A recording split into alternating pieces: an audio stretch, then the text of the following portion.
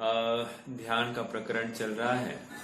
कल हमने आर्त ध्यान की चर्चा की। आर्त ध्यान में हमने ये समझा कि इष्ट वियोगज, अनिष्ट संयोगज, निदान और रोग जनित या पीड़ा जनित आर्त ध्यान, ये 4 आर्त ध्यान है। वैसे आर्त ध्यान असंख्यात लोग प्रमाण हो सकते हैं, लेकिन उनका संक्षिप्तीकरण इन 4 में ही किया गया है। ओके, नाना जीवों की अपेक्षा नाना प्रकार के आर्त ध्यान।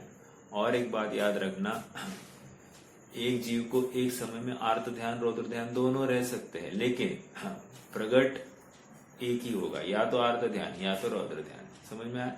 सत्ता में रहे या फिर दोनों करने की योग्यता हो सकती है, लेकिन जो करेगा वही ध्यान माना जाएगा। ठीक है, तो आर्त ध्यान और रौद्र ध्यान की बात हमने देखा। गुणस्थान अपेक्षा हमने देखा कि आर्त ध्यान 6वें गुणस्थान तक हो सकता है, एकमात्र निदान नामक आर्त ध्यान 6वें में नहीं होता है। रौद्र ध्यान 5वें गुणस्थान तक ही होता है। ठीक है, और एक बात, हाँ ठीक है, आगे बढ़ेंगे।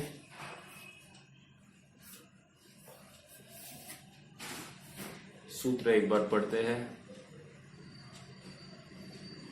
सूत्र क्रमांक 36वां देख रहे थे अपन। आज्ञा, अपाय, विपाक, संस्थान, विचयाय, धर्म, नहीं सॉरी, 35वां। हिंसा, नृत्स्तेय, विषय संरक्षणेभ्यो रौद्रम अविरति देश विरतयो हो।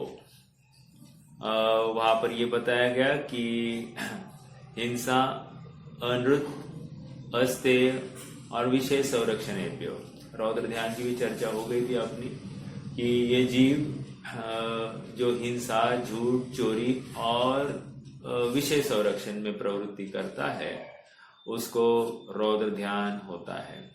हमने और एक बात चर्चा में ली थी कि आनंदी ऐसा शब्द कहीं नहीं है, तो आचार्य देव कह रहे वो स्मृति समन्वाहार है ना। स्मृति समन्वाहार मतलब बार बार रिपीटेशन करने वाला है, बार बार उसका रिकलेक्शन करेगा एक, और अच्छा लगे बिना वो ये काम करेगा नहीं। हिंसा में उसको इष्टपना भाषित हुए बिना वो हिंसा नामक रौद्र ध्यान नहीं करेगा। समझ में आ रहा है क्या? या झूठ बोलने में आनंद, ठीक है, या झूठ का जो फल है उसको देखकर ये झूठ बोलेगा, ये रौद्र ध्यान में चला जाएगा। ठीक है,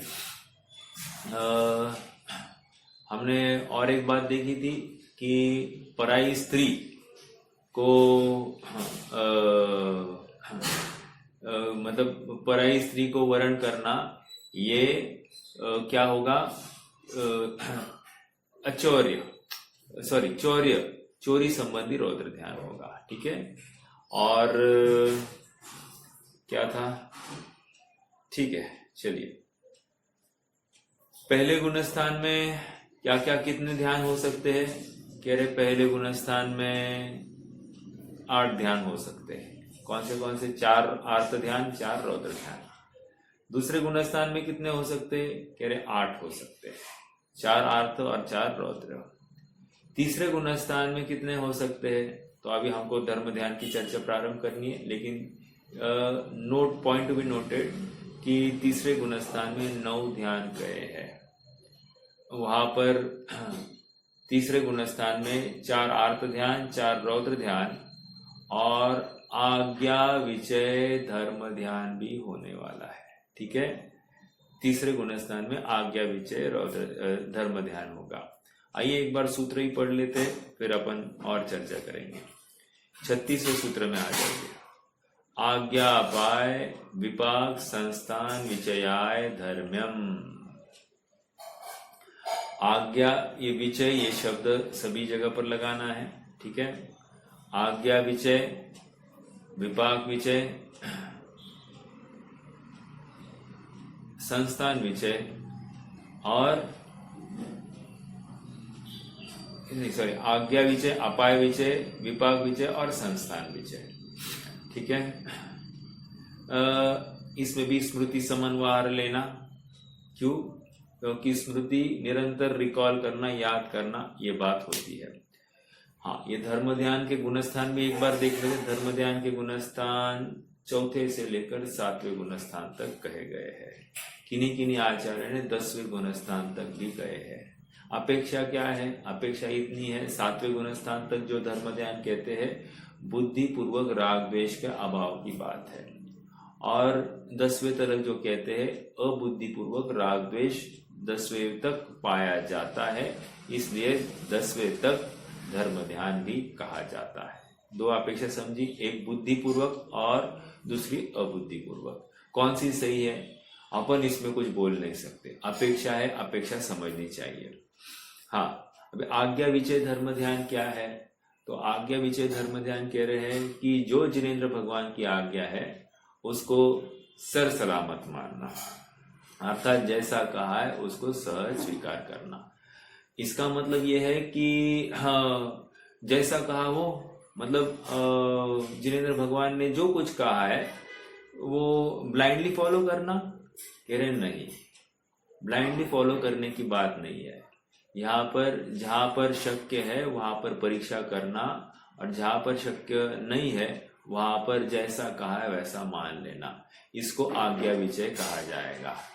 हाँ, नहीं तो मोक्षमय प्रकाशक में एक प्रकरण लिया है कि आज्ञानुसारी धर्मधारक व्यवहाराभासी, तो वहां पर भी व्यवहाराभासी मिथ्या दृष्टि जीव, वहां पर भी आज्ञानुसारी जैसे भगवान ने कहा है हम वही करेंगे, जैसे हमारी कुल परंपरा में आया वैसा ही हम करेंगे, ये सब जब बातें हैं वो स्वीकृत नहीं है। क्यों? क्योंकि इसका निर्णय योग्य नहीं है।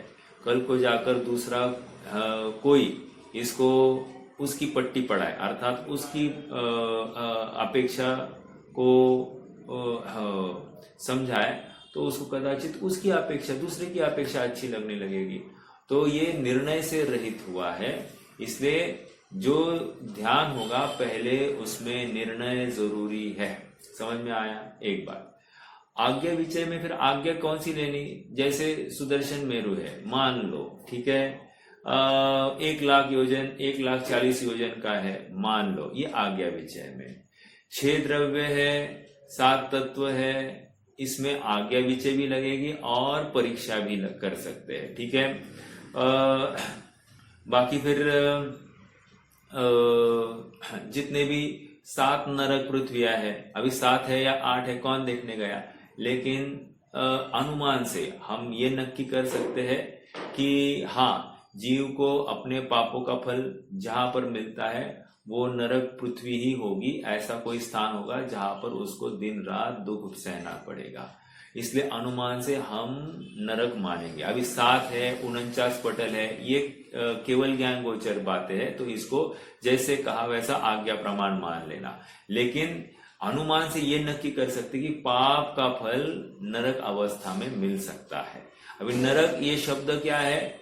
जहां पर बिल्कुल उसको रुचि नहीं होगी, ना रत, एक समय के लिए भी वहां पर रति नहीं करता है, ऐसा नरक।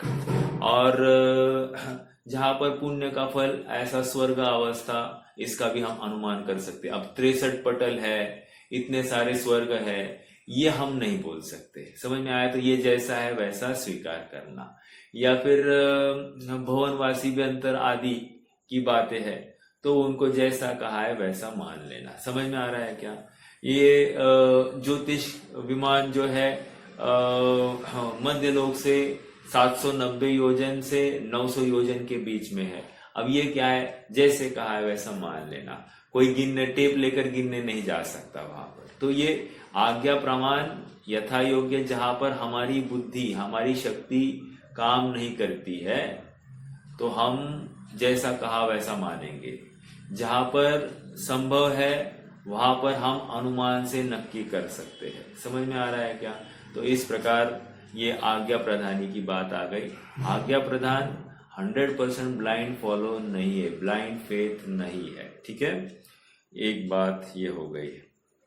आप पेज नंबर 228 मोक्षमय प्रकाशक, वहां पर आज्ञा प्रदानी की बात आई है, वो आप बिल्कुल उसका रेफरेंस ले सकते हैं कि तर्क क्या दिए है। मैंने ऑलमोस्ट सब बातें वहां अभी चर्चा में रख दी है, तो मैं आगे बढ़ूंगा। आज्ञा विचय हो गया।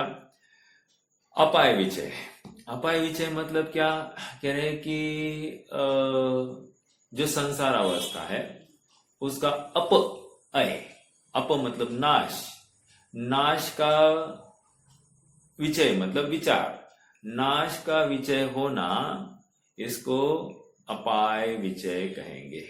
ठीक है। संसार अवस्था का नाश कहो या राग द्वेष का नाश कहो, कोई भी लगा सकते। अपाय विचय धर्म ध्यान। ठीक है।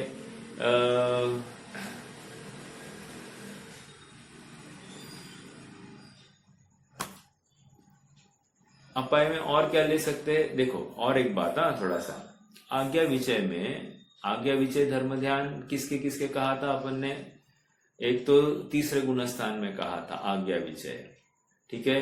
चौथे गुणस्थान में, अभी चौथे गुणस्थान में थोड़ा समझना, देव, तिर्यंच और मनुष्य, इनके आज्ञा विचय और अपाय विचय, ये दो धर्म ध्यान हो सकते हैं। नारकियों का मात्र आज्ञा विचय ही होता है। चौथे गुणस्थान वालों की चर्चा है। ठीक है। चौथे गुणस्थान में 3 गतियों के जीवों के आज्ञा विचय अपाय विचय संभव है, लेकिन नारकियों के मात्र आज्ञा विचय ही होता है। अब एक प्रश्न पड़ता है कि आज्ञा विचय ही क्यों, अपाय विचय क्यों नहीं, क्यों वे नाश का विचार नहीं कर सकते? तो इतना ही कह रहे हैं कि जिस समय में उनको अनुभव होगा, आत्मानुभव होगा, तो शुद्धोपयोग के जो अवस्था होगी उसके राइट बिफोर मात्र आज्ञा विचय ही चलेगा। अर्थात जिनवर ने कथित जो तत्व है उन तत्वों के अनुसार ही उनका चिंतन चलेगा, इसलिए आज्ञा विचय ही धर्म ध्यान होता है। अन्य प्रकार से वे विकल्प तो कर सकते हैं अपाय का, लेकिन ध्यान कौन सा होगा, तो ध्यान आज्ञा विचय ही होगा। ठीक है। अब सेम बात आगे भी ले सकते हैं, जैसे पंचम गुणस्थान है, पंचम गुणस्थान में विपाक विचय भी कहा है। इसका मतलब चौथे गुणस्थान में विपाक विचय नहीं होता है। विपाक विचय मतलब क्या कह रहे, कर्म का फल का विचार करना और उससे संसार की असारता दुख रूपता का निर्णय करना, ये कह रहे विपाक विचय। विपाक विशेष रूप से पकना। ठीक है। विशेष रूप से जब कर्म पक जाता है तो उसके फल का विचार करना, द्रव्य क्षेत्र काल भाव की अपेक्षा किस प्रकार ये मुझे परेशान कर सकता है, तकलीफ दे सकता है, उसका कैसे संयोग बन सकता है, कितने स्थिति के लिए वो जीव के साथ बना रहेगा और जीव की क्या दुर्दशा होगी, इन सब बातों का विचार यहाँ पर विपाक विचय धर्म ध्यान में होगा। ठीक है। कर्म की स्थिति कितनी, उसका अनुभाग कितना, ये सब विचार वहां पर होगा। अब ये कह रहे कि पंचम गुणस्थान वाले के विपाक विचय हो सकता है, चौथे गुणस्थान में विपाक विचय नहीं। क्यों नहीं कह रहे, इसलिए कि देखो विपाक विचय मतलब हम अभी जो चर्चा कर रहे हैं ये विपाक विचय में नहीं जाएगी क्या?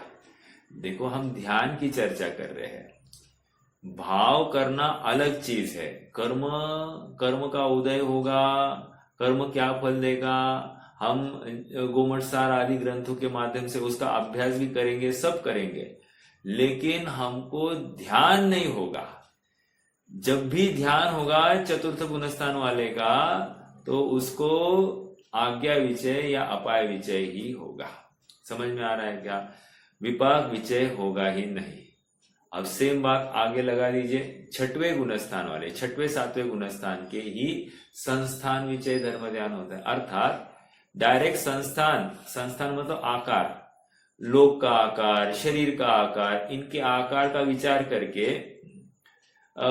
उसकी नश्वरता का ज्ञान होना और इसको संस्थान विचय, अर्थात फिर ज्ञान होकर अपने आत्मा में स्थित हो जाए, उसको संस्थान विचय कह रहे हैं।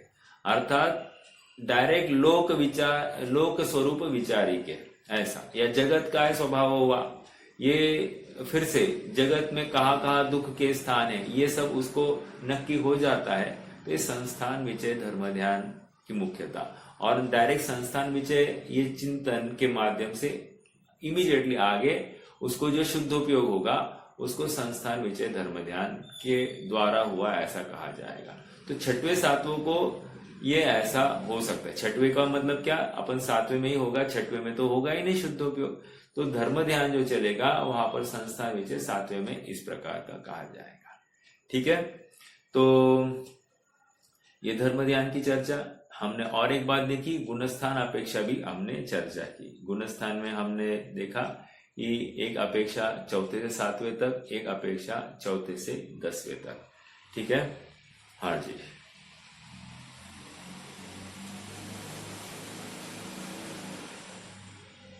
देखो, और अन्य अन्य जगह पर 10 प्रकार के धर्म ध्यान भी गिनाए गए हैं। जैसे बताओ आपको,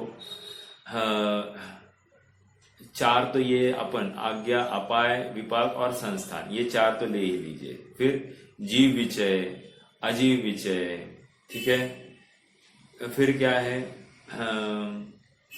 विराग विचय, ठीक। और क्या है, भव विचय, हेतु विचय, ऐसे अनेक प्रकार से लिए है। तो इन्हीं का विस्तार, लेकिन आचार्य ने थोड़ा सा उसके ऊपर एक्सप्लेनेटरी किया। जैसे जीव विचय मतलब क्या, जीव का ही स्वरूप का चिंतन होगा, तो वहां पर जीव विचय। अजीव के स्वरूप का विचार होगा, अजीव का विचार करके वहां पर जो ध्यान होगा उसको अजीव विचय कहा जाएगा। इसलिए और एक बात याद रखना, मात्र आत्मा को ध्याते हुए ही शुद्धोपयोग हो सकता है या सम्यक तो हो सकता है, ऐसा नहीं। पर को विकल्प में लेकर पर का ज्ञान करके भेद विज्ञान हो सकता है। समझ में आ रहा है क्या? तो ये मतलब क्या, मान लो अभी ये लैपटॉप है, ये लैपटॉप को जानकर मुझे ध्यान हो सकता है क्या? बिल्कुल हो सकता है। मतलब मैं जान रहा हूं लैपटॉप को, या मैं सामयिक की अवस्था में बैठा हूं और मेरे ज्ञान का आगे बन रहा है लैपटॉप, तो पर जानने में आ रहा है कि नहीं? तो जो पर जानने में आ रहा है, तो पर को पर रूप से जानना, मानना, विशेष रूप से मानना, यह मैं नहीं हूं, इसकी अवस्था या इसके परिणमन में मेरा कोई सुख दुख नहीं है, ऐसा जो नक्की हुआ है, और इसमें जो स्वामीपना हट जाए, तो कह रहे हैं कि पर को जानकर इसको धर्म ध्यान हो सकता है। तो ये अजीव विचय धर्म ध्यान ऐसा हो सकता है। भव विचय, भव का विचार करना, इस मनुष्य आयु का विचार करना और मनुष्य आयु में प्राप्त होने वाले दुखों का विचार करना, तो कह रहे भव विचय। या फिर किसी तिर्यंच आदि देखना, तिर्यंच आदि के दुखों को देखना और उसके दुखों का, उस भव में जो दुख वो भोग रहा है उसका विचार करना, ये भव विचय धर्म ध्यान। यहाँ पर नहीं, नीचे होगा वो, नीचे एकदम नीचे रैक में, वो टेबल के नीचे है। हाँ, तो क्या कहा, भव विचय के कह दिया। हेतु विचय, हेतु किस हेतु से धर्म ध्यान हो सकता है, उसकी बात, उसको ऐसा विचार करना, इसको हेतु विचय। हेतु मतलब कारण, ठीक है, या साधन, जो कुछ लेना है, मतलब किन साधनों से जीव को धर्म ध्यान हो सकता है। तो वहां पर बेसिक प्रायोरिटीज लगाना, 8 मूल गुण का धारण, सप्त व्यसन का त्याग, अन्य अनित्य अभक्ष का त्याग, फिर से सच्चे देव शास्त्र गुरु की शरण, ये सब हेतु, ये सब दिए जा सकते हैं। 7 तत्वों का यथार्थ श्रद्धान, तो ये हेतु को यहाँ पर गिनाया जाएगा। ठीक है, तो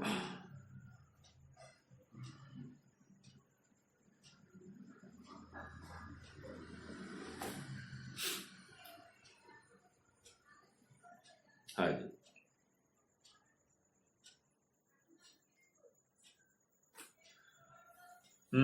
दो इंद्रिया स्थावर, प्रश्न है। हाँ, 2 इंद्रिया स्थावर, 3 इंद्रिया, 4 इंद्रिया, इनका उदय दूसरे गुणस्थान में संभव है क्या? तो अपन ने पिछली बार देखा था, हाँ, अपर्याप्त अवस्था की अपेक्षा अपन ये कह सकते हैं। ठीक है।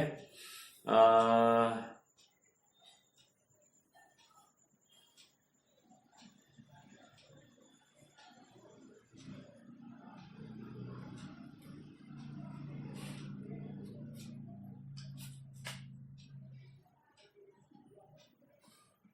हाँ,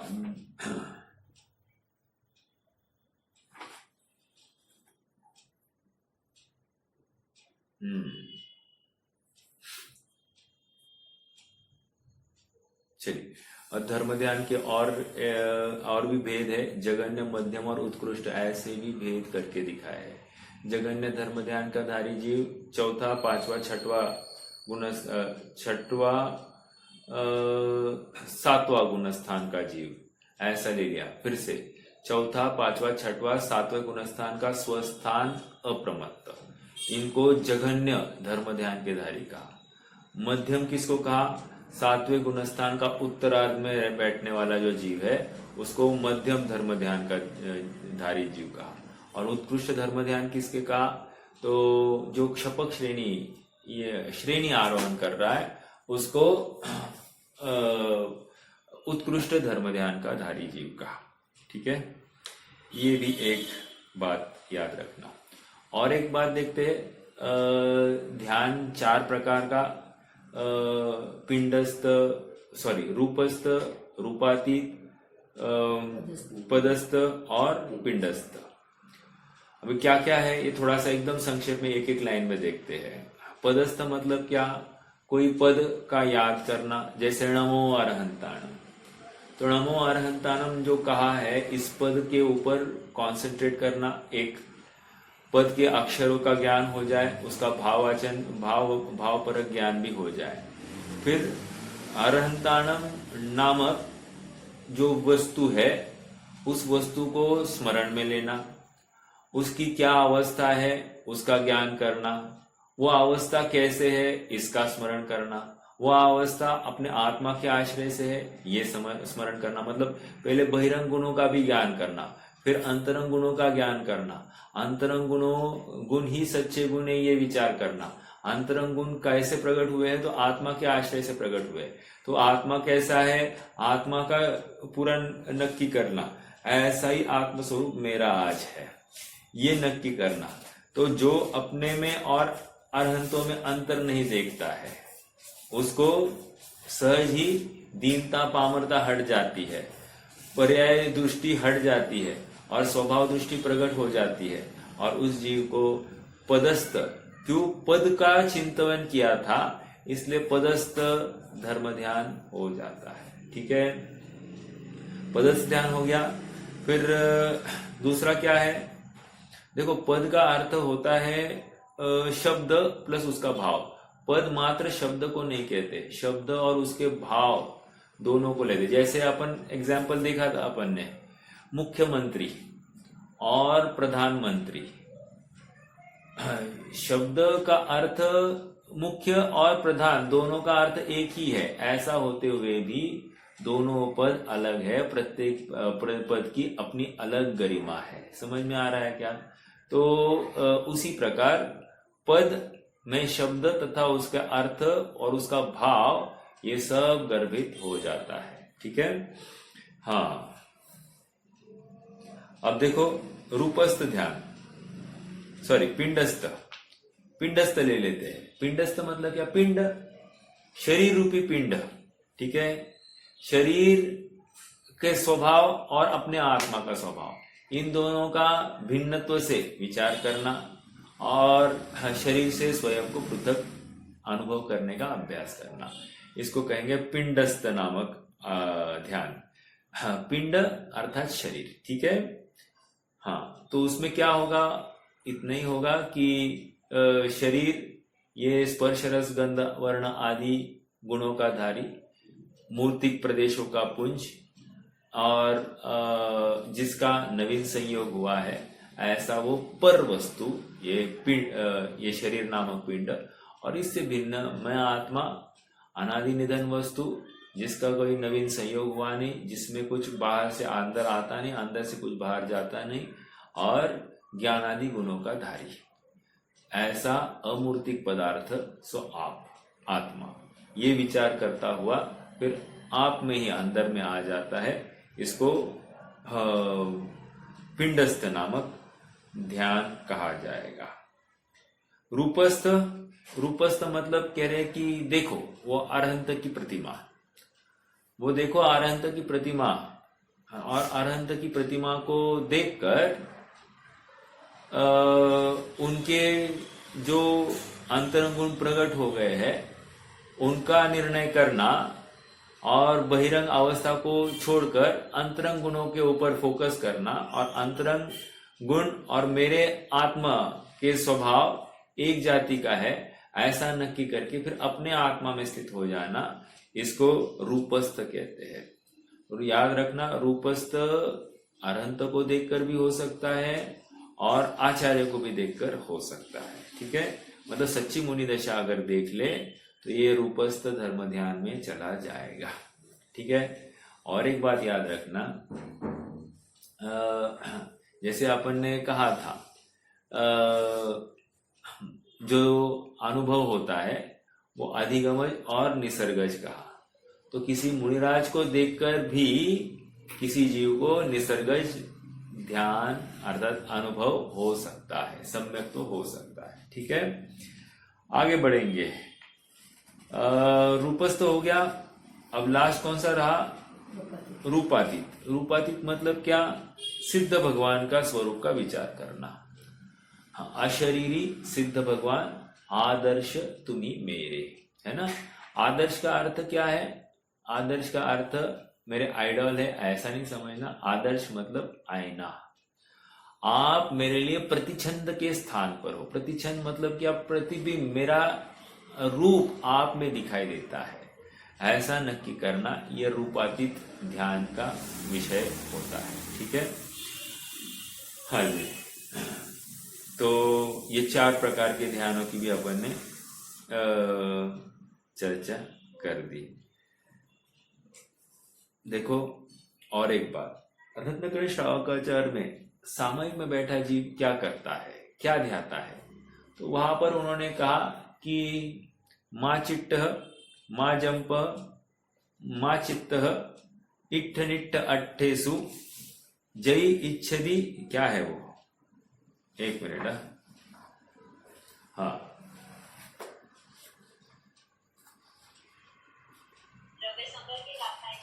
हाँ हाँ, याद है आपको? मामज्ज मामुज्ज मारज्ज मादूस इट्ठ निट्ठ अट्ठेसु स्थिरमिच्छै जय चित्तम विचित्त झाणप सिद्धिये। मूल बात कह रहे हैं आपको, विचित्त झानप सिद्धि। विचित्त झानप सिद्धि मतलब क्या? अनेक प्रकार के ध्यान की सिद्धि के लिए क्या करना? एक ही बात, मां मुज्जह, ठीक है, मोह मत करो, मां रज्जह, राग मत करो, मां दूसह, द्वेष मत करो। मोह मतलब क्या? चारित्र मोह का त्याग करो और दर्शन मोह का त्याग करो। समझ में आया? और क्या कह रहे? पदार्थों में इष्ट अनिष्ट कल्पना करना छोड़ दो। ठीक है, और क्या करना? स्थिर मिच्छई, अगर स्थिर हो जाओ, स्थिर हो जाओ, चित्त को स्थिर करो। यदि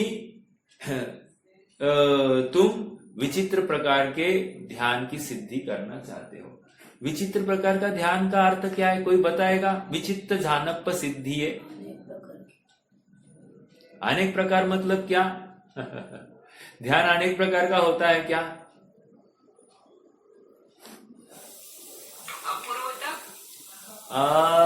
नहीं नहीं नहीं नहीं। विचित्र का अर्थ यहां पर नहीं, यहाँ पर अनेक प्रकार की मुद्राओं के माध्यम से, अर्थात कोई पद्मासन में बैठेगा, कोई खड्गासन में होगा, ऐसी कोई भी मुद्रा, 10 प्रकार की मुद्राएं बताई है। चलो, लेकिन यहाँ पर इतना है कि मुख्य रूप से पद्मासन और खड्गासन समझ लेना। तो अनेक प्रकार के मुद्रा कोई भी हो, लेकिन करना तो क्या पड़ेगा? राग छोड़ना, द्वेष छोड़ना और मोह छोड़ना। ये जब तक नहीं छूटेगा तब तक इसको ध्यान की सिद्धि नहीं होगी, नहीं होगी, नहीं होगी। ठीक है। और 47वां सूत्र भी, गाथा भी है। दुविहंपि मोक्ष हेउम, दुविहंपि मोक्ष हेउम, झाणे पाउन दिजम मुनियमा, तम्हापयत चित्ता जुयम झानम समाभसः। दुविहंपि मोक्ष हेतु, दोनों मोक्ष के हेतु है। कौन? निश्चय और व्यवहार, ये दोनों मोक्ष के हेतु है। एक व्यवहार उपचार से कहा, निश्चय परमार्थ से कहा। निश्चय के बिना व्यवहार होता नहीं है, ये यहां पर समझ लेना। निश्चय के बिना व्यवहार होता नहीं है, और व्यवहार मोक्ष का, निश्चय का सहचारी होता है। ठीक है। कोई मात्र व्यवहार को ही मोक्ष मार्ग मान बैठे या मोक्ष का कारण मान बैठे तो क्या हो जाएगा? वहां पर निश्चय का लोप हो जाएगा, अर्थात तत्व का लोप की बात आ जाएगी।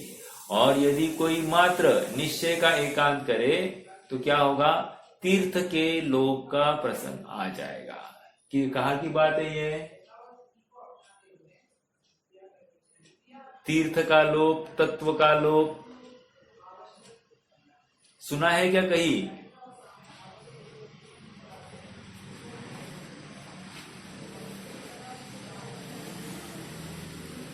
नहीं याद? चलो, हाँ, ये 12वीं गाथा की टीका में बात आ गई। समझ में आ रहा है क्या? निश्चय को पकड़ना या व्यवहार को पकड़ना।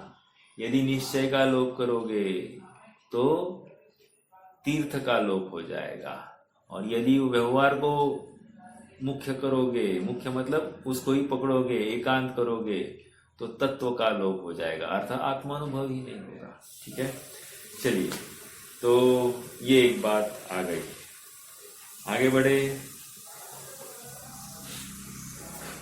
इस प्रसंग में थोड़ा सा रत्नकंठ श्रावकाचार्य में क्या आया, वहां पर भी ध्यान करने के लिए कहते हैं 12 भावना का चिंतन।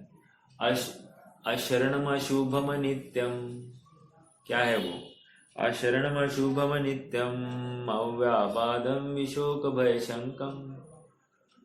क्या है, किसी को याद है? वहां पर भी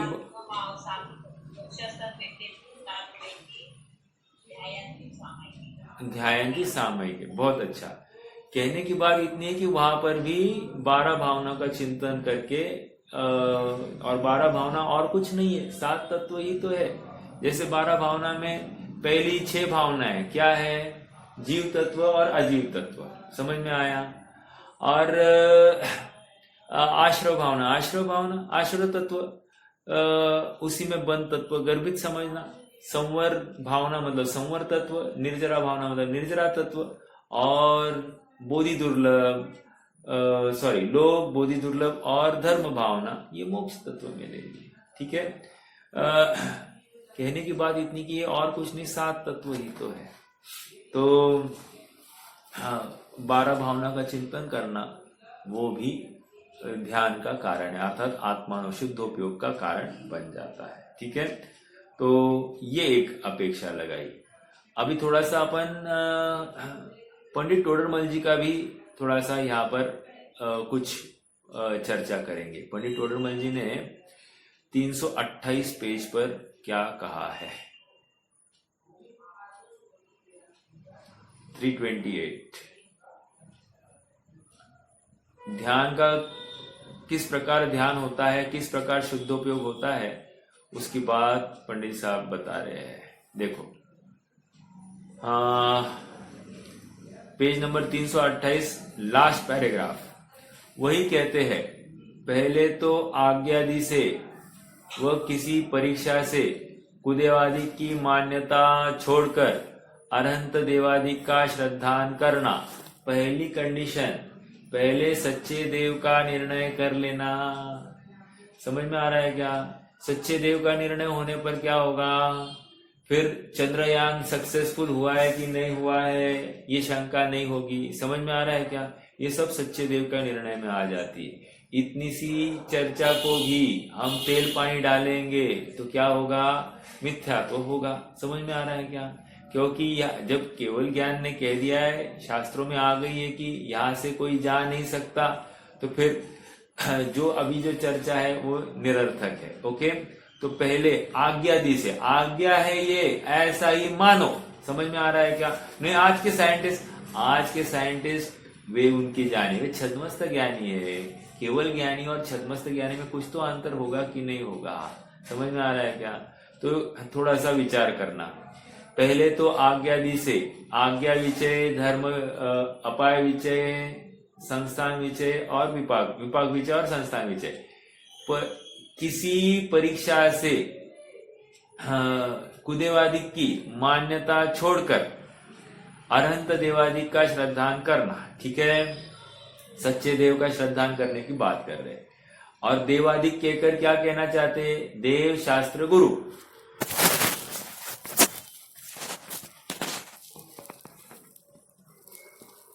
हो जाएगी। ओके, तो आज्ञादि से वो किसी परीक्षा से कुदेवादिक की मान्यता छोड़कर अरहंत देवादिक का श्रद्धान करना। अरहंत देवादिक मतलब क्या? देव, शास्त्र, गुरु या पंच परमेष्टि, इनका तुम क्या करना? श्रद्धान करना। श्रद्धान करना मतलब क्या ये सब अवस्थाएं पॉसिबल है या नहीं पॉसिबल? ठीक है, यदि पॉसिबल है तो हम जो कह रहे हैं अब बात आगे बढ़ेगी। यदि पॉसिबल ही नहीं है तो फिर बात बढ़ेगी नहीं। ठीक है, हाँ।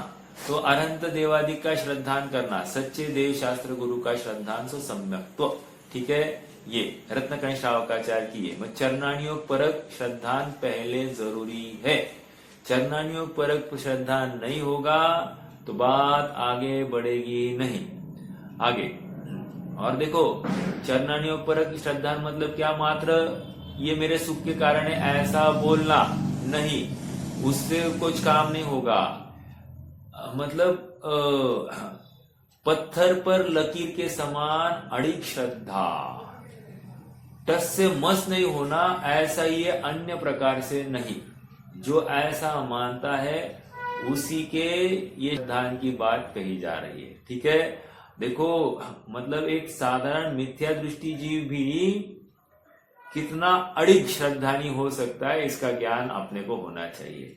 थोड़ी सी प्रतिकूलता आ गई, इसको भजो उसको भजो, ये बात नहीं है। ठीक है, हाँ, क्योंकि यह श्रद्धान होने पर गृहीत मिथ्यात्व का तो अभाव होता है, और गृहीत मिथ्यात्व गए बिना अगृहित जाएगा ही नहीं। समझ में आ रहा है? पहले गृहीत का त्याग होता है और उसके बाद में अगृहीत का अभाव होगा।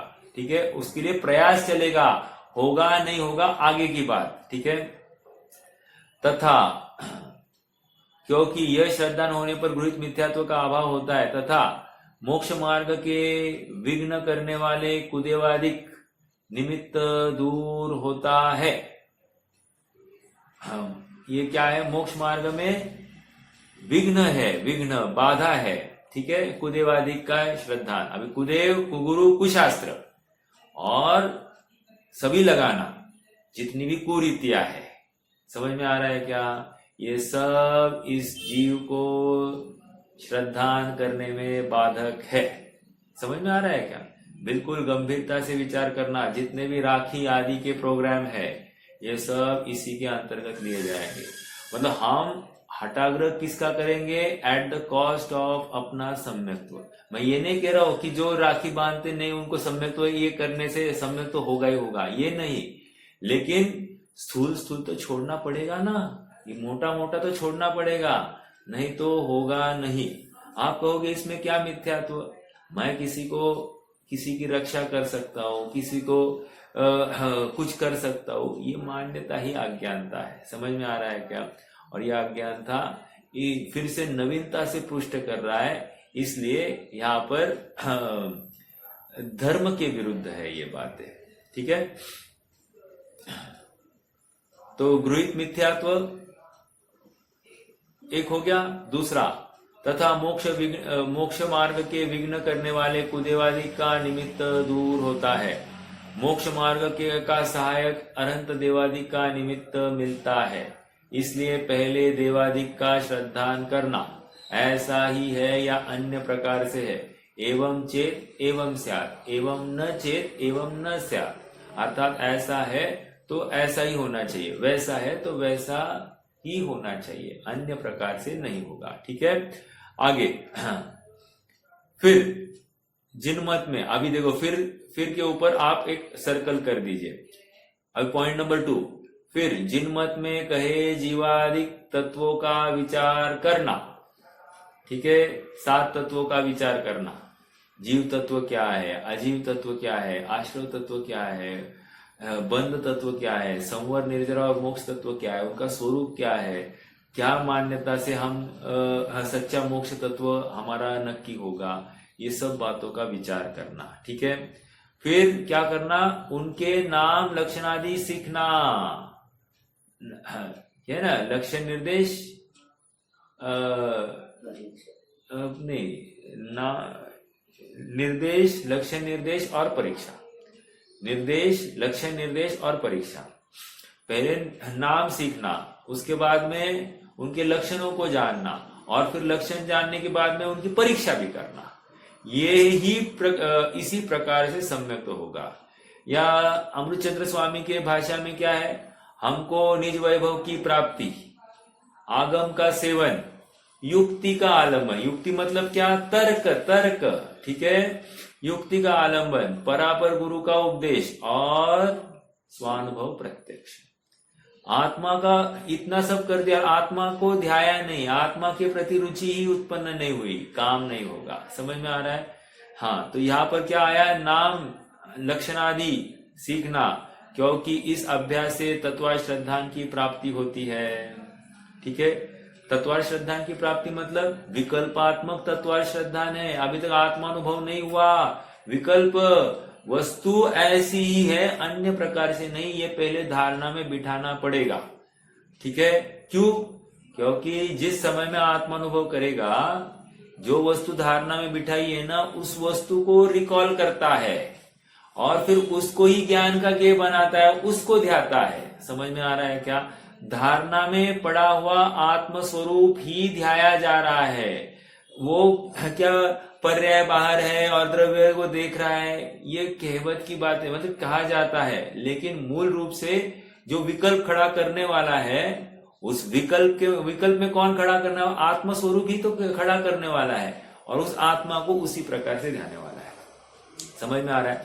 मान लो आपका घर, मैं हमेशा पिछली बार भी एग्जाम्पल दिया था, मान लो मैं आपको मिला ही नहीं हूं, आपकी आवाज ही मैंने सुनी है, आवाज को सुनकर मैं आपका एक अनुमान करता हूं कि आप ऐसे ऐसे होंगे। ठीक है, तो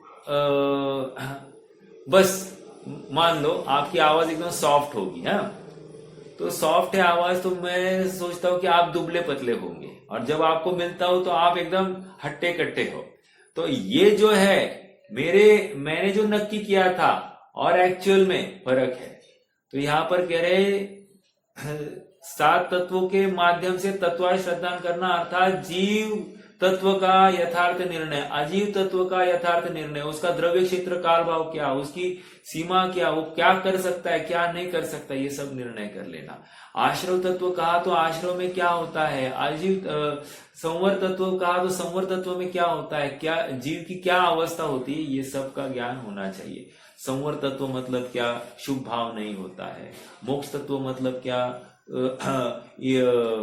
इंद्रियों का इंद्रिय जनित सुख की बात नहीं होती है। समझ में आ रहा है क्या? तो ये सब यथार्थ निर्णय करना, इसको तत्व श्रद्धान करना, और ये क्या होता है, विकल्पात्मक भूमिका में ये सब किया जाता है। ठीक है, पॉइंट नंबर 2। पॉइंट नंबर 3, फिर के ऊपर बोला लगा दीजिए। आपा पर का भिन्नपना जैसे भाषित हो वैसे विचार करता रहे। अब चालू हो गया, सामयिक में बैठा है अभी। अब तक तो अभ्यास चल रहा था, प्रैक्टिस चल रही थी, नक्की कर रहा था ये रॉन्ग वन है, ये कौन सा है, कौन सी गेंद कैसे छूटती है, तो इसको क्या कहा जाता है, ये सब वो पहले खाली अभ्यास कर रहा था। अब वो एक्चुअली अब प्रैक्टिकल करने बैठा है। देखो क्या है, फिर आपा पर का भिन्नपना जैसे भाषित हो वैसा विचार करता है, क्योंकि इस अभ्यास से भेद विज्ञान होता है। अभी भी अभ्यास ही चल रहा है, अभ्यास से, और उसका फल भेद विज्ञान है। स्व पर भेद विज्ञान कहाँ होने वाला है? इस अभ्यास से, विकल्पात्मक चिंतन से। उस चिंतन की इतनी तीव्रता होगी कि इसको परद्रव्य में अपनापन छूट जाएगा और निज द्रव्य में अपनापन स्थापित हो जाएगा। तो ये इस अभ्यास से भेद विज्ञान होता है। ठीक है, आगे फिर अब चौथा पॉइंट है, फिर आप में अपनत्व मानने के अर्थ स्वरूप का विचार करता रहे, क्योंकि इस अभ्यास से आत्मानुभव की प्राप्ति होती है। अभ्यास देखो, वहां पर भी यही कह रहे हैं, निरंतर अभ्यास करो। ऐसा नहीं कि मैं अब भी बैठा और अब भी मुझे आत्मानुभव लेकर मैं उठ गया, ये फालतू टाइम पास नहीं होगा। समझ में आ रहा है क्या? यहाँ पर ये होगा, निरंतर अभ्यास होगा। अभी आप कहोगे कि लेकिन शास्त्रों में तो आया है कि शेर के जीव ने बस वो मुनिराज को टकटकी लगाई और वो हो गया उसको आत्मानुभव, हाथी को आत्मानुभव हो गया। ऐसे तो अनेक प्रसंग दिखाए गए, बात दिखाए गए हैं, बिल्कुल सही है, लेकिन वो कितने हैं? कितने हैं? गिने चुने हैं। लेकिन अन्यों के वो राजमार्ग नहीं है, वो अपवाद मार्ग है। समझ में आ रहा है क्या? राजमार्ग क्या है कि तत्वों का श्रद्धान करना, फिर भेद विज्ञान करना, और फिर उसका बारंबार चिंतन चालू रखना, और ये अभ्यास से ही आत्मानुभव होगा। नोट दिस पॉइंट कि ये अवस्था सामयिक के काल में ही आती है। जीव बुद्धि पूर्वक एक मुद्रा धारण करके ही बैठता है। चतुर्थ गुणस्थान वाले के लिए यह आवश्यक है। सातवें गुणस्थान में जीव को अनुभव शुद्धोपयोग चलते फिरते भी हो सकता है, लेकिन चौथे गुणस्थान वाले को ऐसा शुद्धोपयोग संभव नहीं, उसको विशिष्ट मुद्रा ही धारण करके बैठना पड़ेगा। ठीक है, इस प्रकार अनुक्रम से इनको अंगीकार करके फिर इन्हीं में कभी, अभी देखो अभी तक नहीं हुआ है, आगे देखो, इन्हीं में कभी देवादिक के विचार में, कभी तत्व विचार में, कभी आपापर के विचार में, कभी आत्म विचार में उपयोग लगाए। 4 प्रकार बताए, देवादिक 1, 7 तत्व 2, स्वपर 3 और मात्र स्व 4। समझ में आ रहा है क्या? ये समझ में आया क्या? हाँ, ये 4 बातें सम्यक्त्व की तो अपेक्षा है। ठीक है, अभी इसमें क्रमभंग कुछ भी हो सकता है। मान लो 7 तत्वों का चिंतन डायरेक्टली चालू किया, फिर 7 तत्वों के बाद में देवशास्त्र गुरु का चिंतन चालू किया, फिर उसने स्वपर का चिंतन चालू किया, फिर स्व का चालू किया। ऐसा कुछ भी रैंडमली हो सकता है।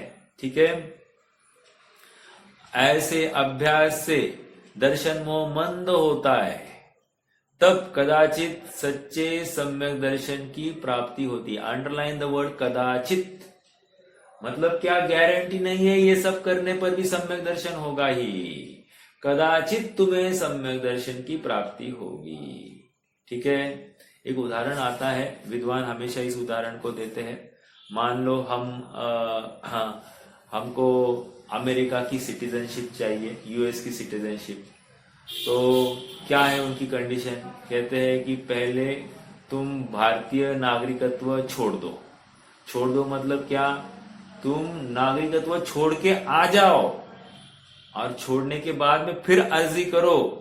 अर्जी करने के बाद में हम देंगे नहीं, हम विचार करेंगे। समझ में आ रहा है कि हम विचार करेंगे मतलब क्या? ना घर का ना घाट का, क्या है वो, यहाँ का नहीं और वहां का नहीं, ऐसा कुछ भी हो सकता है। समझने की बात इतनी है कि कितनी बड़ी रिस्क पर लोक में ये नागरिकत्व छोड़ देता है। और यहाँ पर कह रहे हैं आत्मानुभव के लिए ये प्रक्रिया है, ये प्रोसेस है, ये सब करो, करने के बाद में आत्मानुभव मिलेगा ना? कह रहे कोई गारंटी नहीं। गारंटी नहीं मतलब क्या? फिर ये मार्ग गलत है क्या? मार्ग गलत नहीं है, तुम्हारे पुरुषार्थ में कमी होगी। समझ में आ रहा है क्या? यथार्थ पुरुषार्थ करे और आत्मानुभव नहीं हो, ये 3 काल में संभव नहीं है। लेकिन ये प्रोसेस करे, लेकिन वो धगज नहीं हो, वो आत्मा को प्राप्ति की एक अंतरंग तीव्रता नहीं हो, तो काम नहीं होगा। समझ में आ रहा है क्या? और अक्सर देखा जाता है जीव करता क्या है, थोड़ा बहुत अभ्यास आदि करता है, औरों को समझाने के लिए तत्पर हो जाता है और स्वयं गाफिल हो जाता है। इसलिए एक कहावत आती है कि man wants to change others but he does not wants to change himself. दूसरों को तो बदलना चाहता है, लेकिन स्वयं बदलना नहीं चाहता। ठीक है, कोई बात नहीं, ये आगे का थोड़ा बहुत पढ़ लेना, मूल बात हो गई। अब अपन थोड़ा सा और आगे 342 पेज पर भी पढ़ते हैं, वही बात है, थोड़ा सा और अच्छे से। रहस्यपूर्ण चिट्ठी में भी शुद्धोपयोग की प्रक्रिया बताई जा रही है। 342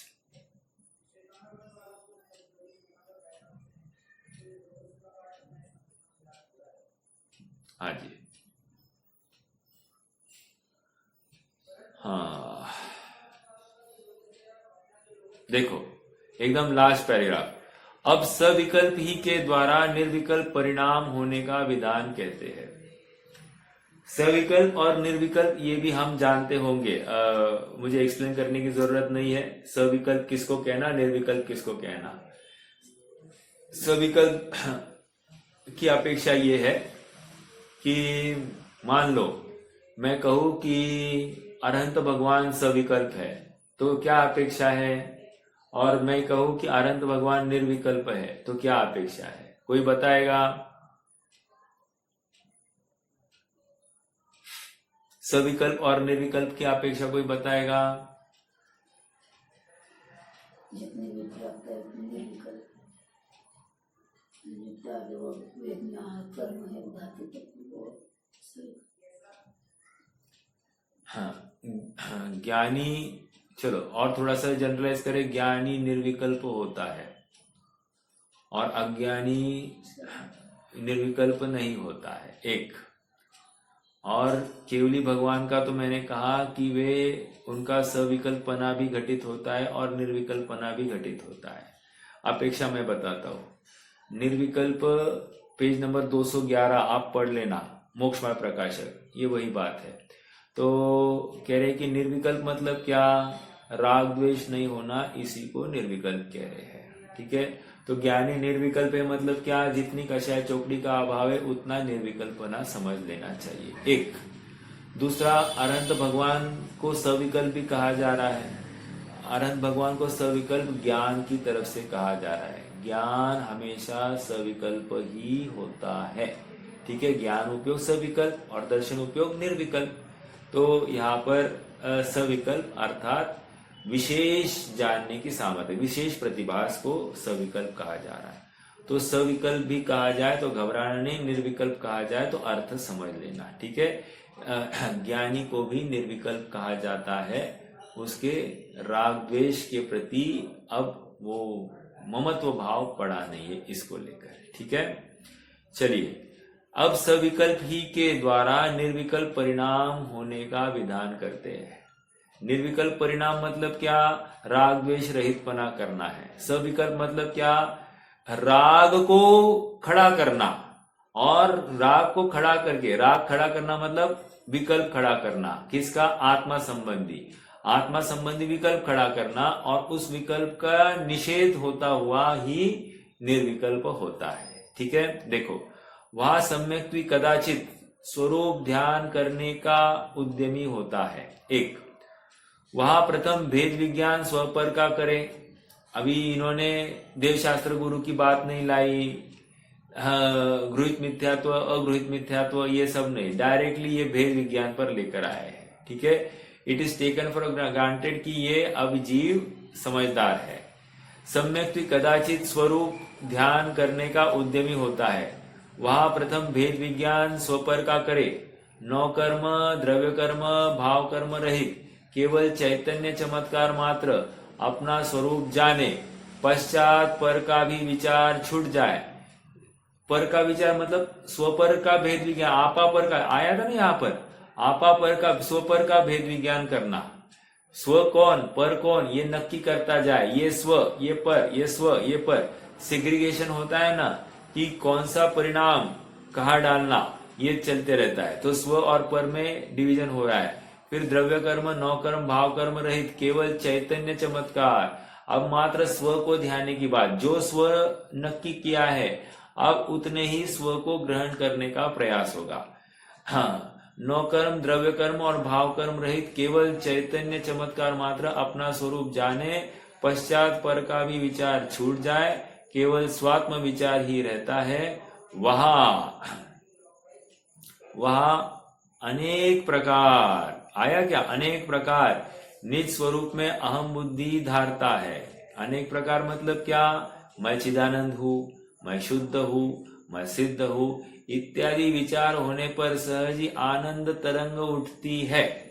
क्या होता है, सिद्ध हूं इतना विकल्प नहीं, भाव भासना भी होनी ही चाहिए। सिद्ध समान सदा पद मेरो, ऐसा विचार करेगा। मैं शुद्ध हूं, शुद्ध अर्थात क्या, शुद्ध की परिभाषा क्या है, कौन बताएगा? एक तो द्रव्य कर्म, नौ कर्म, भाव कर्म से रहित एक।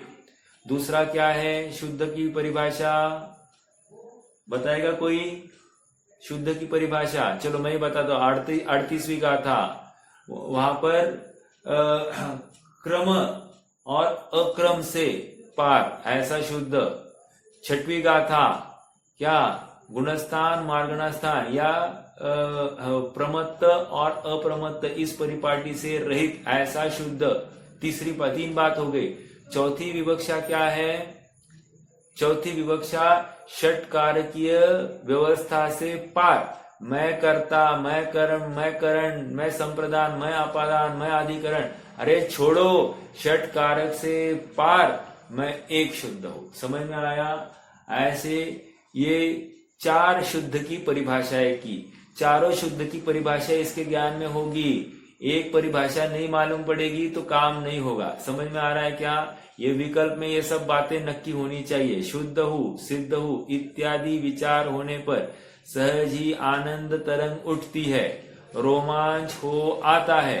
तत्पश्चात ऐसा विचार तो छूट जाए मतलब मन पावे विश्राम, केवल चिन्ह मात्र स्वरूप भासने लगे। वहां सर्व परिणाम उस रूप में एकाग्र होकर प्रवर्तते। दर्शन ज्ञानादि का व नए प्रमाणादि का भी विचार विलय को प्राप्त हो जाए, है ना? हाँ, जहाँ ध्यान ध्याता ध्येय में न विकल्प वच भेद चाहा, है ना? परमान नए निक्षेप को न उद्योत अनुभव में तहा। समझ में आ रहा है क्या? ये सब बातें वहां पर नए प्रमाण आदि सबका त्याग होता है। नए मतलब विकल्प, प्रमाण मतलब शुद्ध अशुद्ध पर्याय का पिंड, ऐसी वो वस्तु, उसका भी विकल्प टूट गया। नए मात्र शुद्ध वस्तु, इसका भी विकल्प टूट गया और शुद्ध वस्तु को ध्यान आया अर्थात उसी में लीन हो गया।